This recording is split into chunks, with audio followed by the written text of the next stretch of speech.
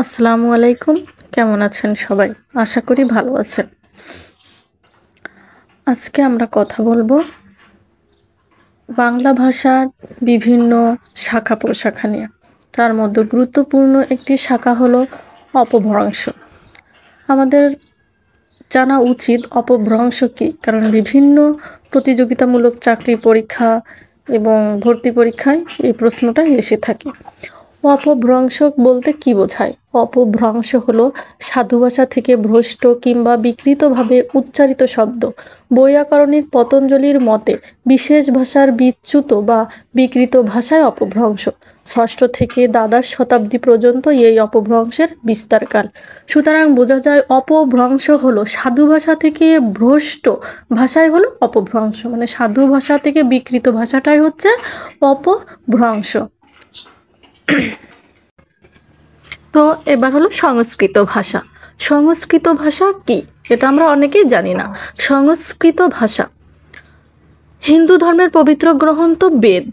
আমরা জানি যে হিন্দু ধর্মের একটা ভীষণ পবিত্র গ্রন্থ রয়েছে, তার নাম হলো বেদ, এবং এই বেদের ভাষাকে বলা হয় বৈদিক ভাষা।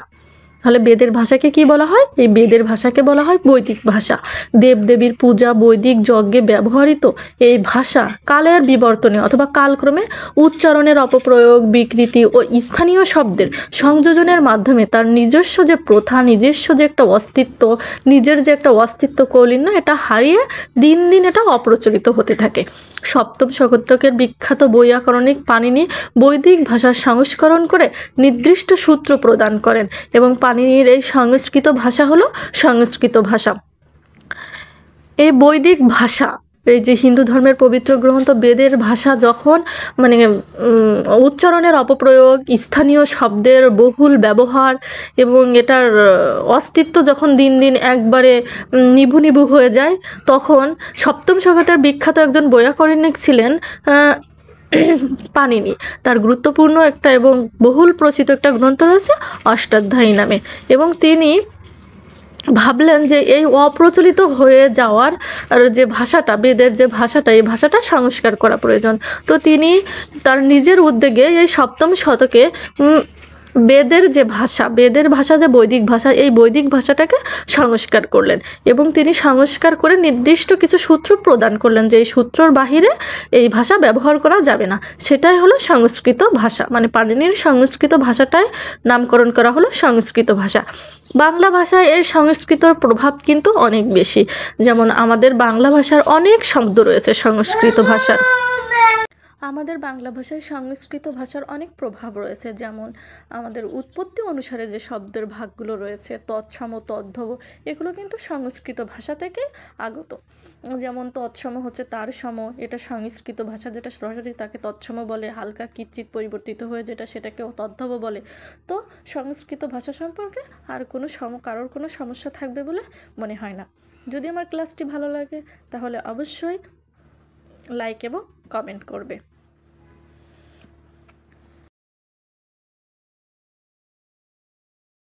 প্রাকৃত ভাষা হলো সাধারণ মানুষের মুখের ভাষা। প্রাকৃত শব্দের অর্থ স্বাভাবিক। প্রাকৃত ভাষা থেকে পালি ও অপভ্রংশ নামে দুটি ভাষার উদ্ভব ঘটে, এবং অপভ্রংশের মাধ্যমে বাংলা ভাষার উৎপত্তি ঘটে। এখানে সবথেকে বেশি গুরুত্বপূর্ণ হলো প্রাকৃত ভাষা কি। প্রাকৃত ভাষা হলো সাধারণ মানুষের মুখের ভাষা। এখানে অবশ্যই সাধারণ কথাটা উল্লেখ করতে হবে, কারণ প্রাকৃত ভাষা হলো সাধারণ মানুষের মুখের কথা এবং মুখের ভাষা, এবং প্রাকৃত শব্দের অর্থ হচ্ছে স্বাভাবিক। প্রাকৃত হচ্ছে সাধারণ মানুষের মুখের ভাষা। ইন্দো ইউরোপীয় ভাষা। ইন্দো ইউরোপীয় ভাষা কি? ইন্দো ইউরোপীয় ভাষা হলো পৃথিবীর সকল ভাষার মূল ভাষা ইন্দো ইউরোপীয় ভাষা। ইন্দো ইউরোপীয় ভাষা বলতে পৃথিবীর যত ভাষা রয়েছে সেই ভাষাসমূহের গোড়া যে ভাষা, সেই ভাষাকে বোঝানো হয়েছে ইন্দো ইউরোপীয় ভাষা। এটি একটি কাল্পনিক নাম। ইন্দো ইউরোপীয় ভাষার দুটি শাখা রয়েছে, কেন্তুম, শতম। দুটি শাখার 8টি উপশাখা রয়েছে। দুটি শাখার 8টি উপশাখা বলতে প্রত্যেকটি শাখার 4টা করে উপশাখা রয়েছে।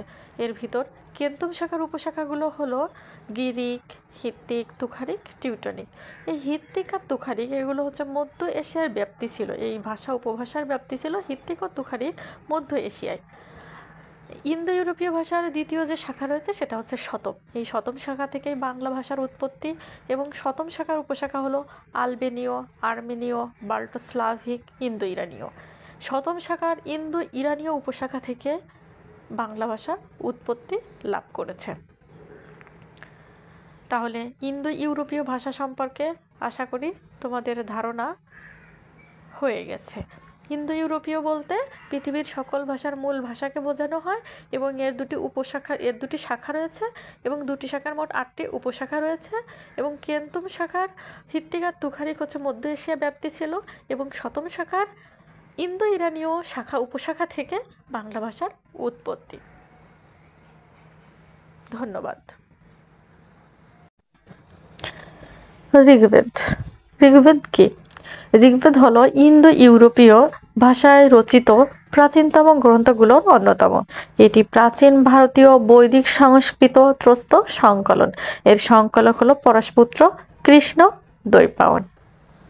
ঋগ্বেদ কি? ঋগ্বেদ হলো ইন্দো ইউরোপীয় ভাষায় রচিত প্রাচীনতম গ্রন্থগুলোর অন্যতম। এটি প্রাচীন ভারতীয় বৈদিক সংস্কৃত ত্রস্ত সংকলন। এর সংকলক হলো পরাশপুত্র কৃষ্ণ দ্বৈপায়ন। এই যে ঋগ্বেদ, এই ঋগ্বেদ গ্রন্থে প্রাচীনকালে বাংলার যে পূর্ব নাম ছিল বঙ্গ, এই প্রাচীনকালে এই বঙ্গের নাম উল্লেখ পাওয়া যায় এই ঋগ্বেদ গ্রন্থ।